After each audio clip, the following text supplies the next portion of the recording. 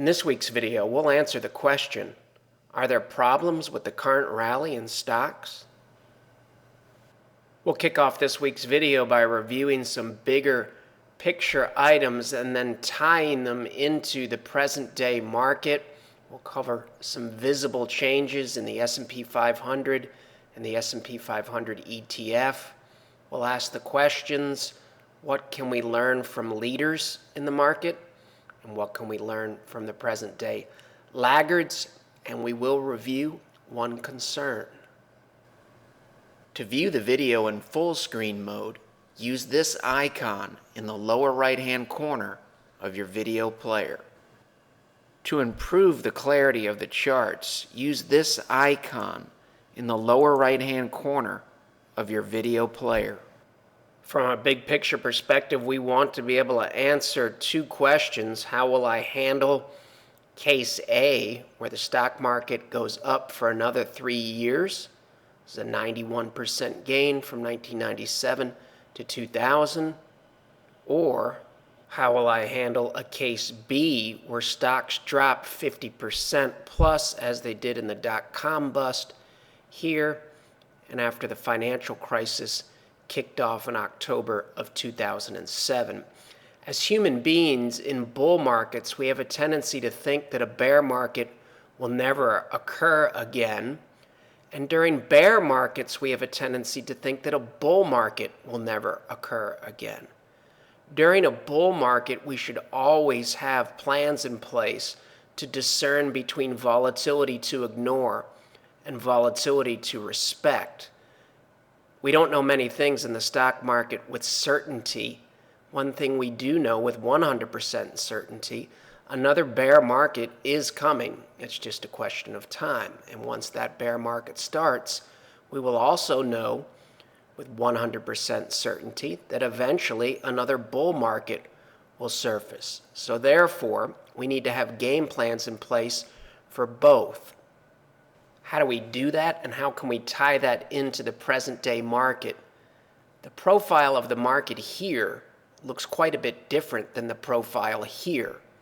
And the profile here looks quite a bit different than the profile here. So our job is to understand the market's current risk-reward profile and allocate accordingly. One of our primary objectives is to avoid a big loss like this in a bear market.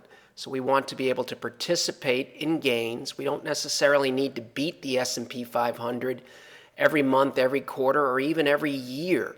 We just want to participate in these gains, and then we want to do much, much, much better in a bear market. So we're compounding our money at reasonable rates of return, and then we can leverage the miracle of compounding.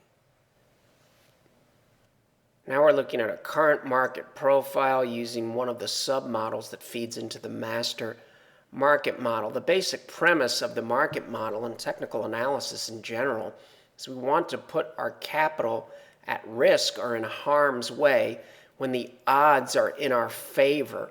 And we want to start to reduce risk and move capital out of harm's way when the odds begin to shift against us, which speaks to market profiles. So we're looking at a market profile here using, again, one of the submodels, not the master model. This 8 here, this model scales between 0 and 100, and the score of 8 that we're getting tells us that all the questions that this model asks about these indices and these ratios, only 8% of them were returned with a bullish answer. That's not a very favorable environment to put our capital at risk, and hence why we had reduced risk coming into this point on February 3rd. You can see since February 3rd, incrementally, the market has been improving. A score of 58, now we've crossed over the middle line. Now, more scores and answers are coming back with a bullish answer than a bearish answer. 58 bullish, 42% bearish. That's a lot better than 92% bearish, 8% bullish. This is a much more favorable risk-reward environment than this is, and hence, this warrants a higher exposure to risk assets and why we've incrementally ramped up in line with the improvement in the market's profile. This all speaks to probabilities. The probability of good things happening here is lower than the probability of good things happening here. It doesn't tell us necessarily that good things will happen tomorrow and in the coming weeks, but it does tell us definitively that the probability is higher of good things happening here than it was here. This is a daily chart of the S&P 500 index as of the close on Friday, February 14th. We said that the market model tracks observable evidence. You can see here in October when we bought this low, the observable evidence improved. Price moved back above our moving averages and the slopes turned back up, telling us that this was a higher probability entry point than this point here. You can see during the rally, price for the most part stays above the moving averages and the slopes stay up. When we recently had the pullback, these are warning flares that come up telling us to reduce risk here. And why do you do that in an incremental fashion? Because we don't know if this is a bull market peak and this is going to morph into one of those 50% declines. We're balancing risk and reward and reducing risk when the profile is less favorable here as it was here, here, here, or here. You can see in the present day, we're getting price back above the moving averages. The slopes of the moving averages are turning back up, including the green 50-day. In fact, if you look, the score on the sub-model, the correlation model that we just looked at, is currently right around 57 or 58, which was the same score that we had here prior to this rally. Does that mean we'll get a rally like this? No. But what it tells us is the probability of getting a rally like this is much, much higher now here than it was here. This is a weekly chart of the S&P 500 ETF SPY. For those of you that are new to the fold, we'll quickly describe how we use these moving averages, and then we'll go through numerous charts using the exact same concepts, helping us gain a better understanding of the market's bigger picture profile. Again, this is SPY right here on a weekly basis. These are moving averages. We use them to help discern between volatility to ignore and volatility to respect. Discerning between volatility to ignore and respect is how we stay with trends and then reduce risk when the odds start to shift against us. A full bore bullish look is when price goes above both moving averages. We get blue crossing above red and the slopes are up. The odds of good things happening increase. A full bore bearish look is the mirror image of that. Price drops below both moving averages. Blue drops below red and the slopes are both down. The probability of bad things happening increases. We know we use momentum as well. The probability of good things happening increases when momentum stays in overbought territory, and the probability of bad things happening increases when momentum drops out on a weekly closing basis, as it did here, where weakness followed. We had a full bore bearish look here as of the close on Friday, February 14th. That has improved, and you can see we now have price above both moving averages, blue above red, slightly above red, and the slopes are up. This just tells us that the probability of good things happening from a momentum perspective and a trend perspective have improved significantly from this point here. And that is why our allocation reflects a better risk-reward profile. Now we're using the same concepts. We're looking at weekly charts again. Now we're looking at risk off relative to risk on. So if you're concerned about the market, or if you're managing a mutual fund and you're concerned, you might buy consumer staples. So if fear was rising, we would expect to see this ratio look more like this. As of the close on Friday, February 14th, it has a full bore bearish look relative to the S&P 500 and made a new weekly closing low. Hedging, which is basically shorting. You can see recently when we reduce risk, you can see there was some fear here. But this week we've gone from a full bore bullish look to a full bore bearish look. It doesn't tell us anything about the future other than this is a more confident profile about stocks because it tells us that people have a lower desire to hedge relative to owning stocks. Same thing here, a little concerning here. It's improved. Would I rather be short tech stocks, QQQ, or own the S&P 500? The answer is I'd rather own the S&P 500 because the ratio is falling and it too made a new weekly closing low. These align with risk-on conditions. The exact same concepts. We're looking at defensive relative to the S&P 500. Some concerning looks here with the VIX early in 2014. You can see this looks much, much better for risk assets. Bonds were looking attractive here. Now they're looking a little bit more indecisive. This tells us that fear is dropping. And currencies tend to do better than the stock market during full-bore risk-off periods. Some concerns here as well, but that has also improved. Exact same concepts here. This answers the question, would I rather be short small caps or long the S&P 500? A few weeks ago, it was I'd rather be short small caps. You can see it's flipped back to a risk-on look in favor of being long the S&P 500. IEF is intermediate-term treasuries. It had a fairly confident look here in favor of bonds. Now it has a much more indecisive look here. We just looked at defensive or risk-off assets relative to the S&P 500. Now we're going to switch gears and look at, for the most part, risk-on assets versus the S&P 500 to try to find leadership. This is weekly S&P 500, weekly S&P 500 ETF, improving. We've been over those. Point of the exercise here is large caps, NSPY, are tough to beat right now.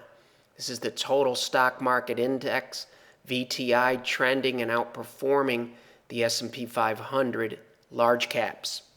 More examples of large caps beating the S&P 500 on a relative basis. This is SCHB. This is large cap growth, IWF, relative to the S&P 500 trending. And mid caps are trying to stabilize as well. These charts look more like risk-on charts than risk-off charts. If I was overly concerned about the economy, you wouldn't think that I would want to be in large cap growth stocks necessarily. You would think that I would prefer to be in consumer staples or bonds, but that's not what we have now. We noted it's difficult to beat the large caps or SPY, but there are some exceptions. Technology that we own, the QQQs relative to the S&P 500, full-bore bullish look still.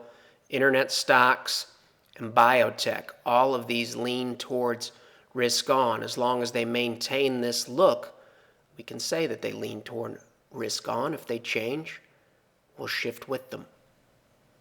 We're seeing some improvement in gold, which can send mixed signals. You can say that it's defensive, or you can say that it's inflation protection. And if it's inflation protection, that tends to be bullish for stocks, not bearish. This is gold miners, so the stocks of companies that mine gold relative to the S&P 500, maintaining a bullish trend. Gold itself this week just completed step 3 for a trend change relative to the S&P 500, GLD. Broke a trend line, made a higher low, and this week made a higher high. All it tells us is that the probabilities have improved for GLD relative to SPY, looking out weeks. High beta, which is cyclical for the most part, versus the S&P 500, this does not have a defensive look either as of the close on February 14th.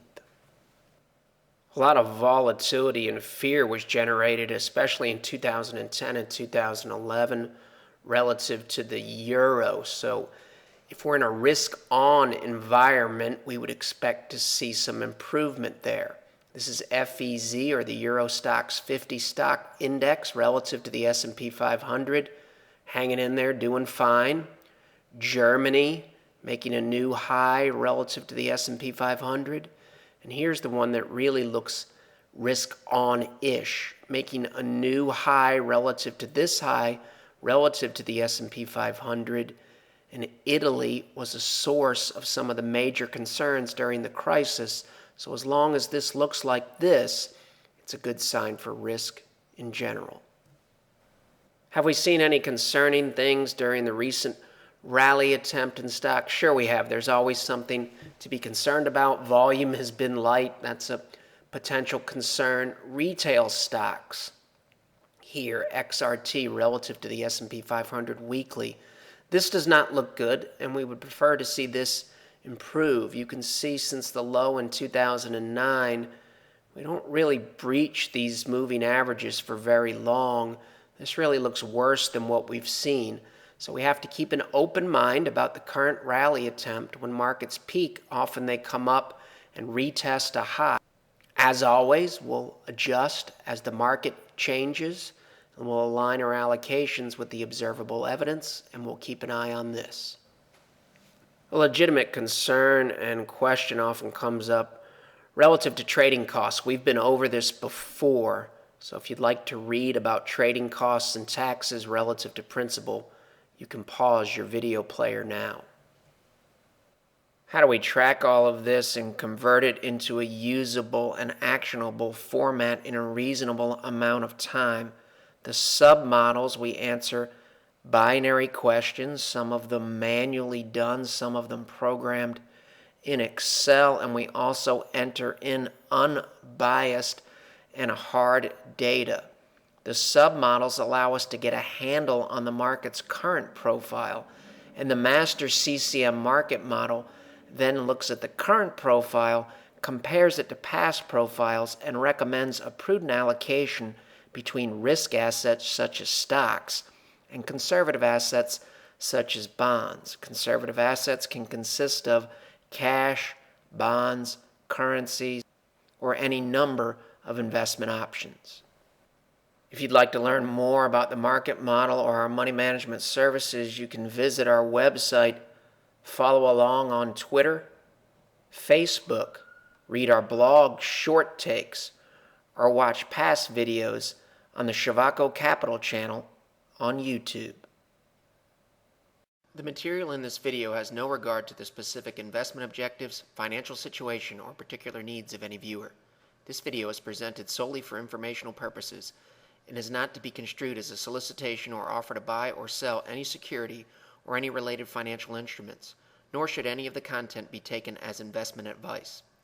Any opinions expressed in this video are subject to change without notice, and Shavaco Capital Management, LLC, or CCM, is not under any obligation to update or keep current the information contained herein.